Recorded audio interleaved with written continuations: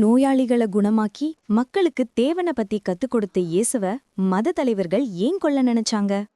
எங்க பார்த்தாலும் மக்கள் அவரை பின்தொடர்ந்தாங்க. அவருதான் உண்மையான மேசியான்னு நம்பினாங்க. ஆனா மத தலைவருங்க வேற மாதிரி பார்த்தாங்க. அவங்களோட அதிகாரத்துக்கு ஆபத்து வரும்னு நினைச்சாங்க. இயேசு அவங்களோட போலித்தனத்தை வெளிச்சத்துக்கு கொண்டு வந்தாரு. மக்களை கட்டுப்படுத்த அவர்கள் பயன்படுத்திய பழக்கங்களையும் கேள்வி கேட்டாரு.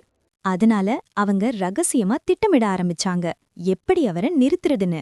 ஆனா அவங்க ஒரு விஷயத்த புரிஞ்சுக்கல. நடக்கிற எல்லாமே ஏற்கனவே தீர்க்க தரிசனத்துல எழுதப்பட்டிருந்தது. அவங்க நினைச்சது என்னன்னா இயேசுவ தடுக்கிறோம்னு. ஆனா உண்மையில அவங்க தேவனோட திட்டத்தை தான் நிறைவேற்றி கொண்டிருந்தாங்க. இந்த கதை தொடக்கம் மட்டும்தான். அடுத்த வீடியோல இயேசுவின் துன்பத்தை 700 ஆண்டுகளுக்கு முன்னாடியே சொல்லிய தீர்க்க தரிசனத்தை பார்க்கலாம். குட் ஃப்ரைடே மற்றும் ஈஸ்டர் வரைக்கும் இருக்கும் முழு பயணத்தையும் இன்னும் பைபிள் கதைகளையும் பார்க்க நெஹேமியா ஸ்டோரிஸ் சேனலை சப்ஸ்கிரைப் பண்ணுங்க.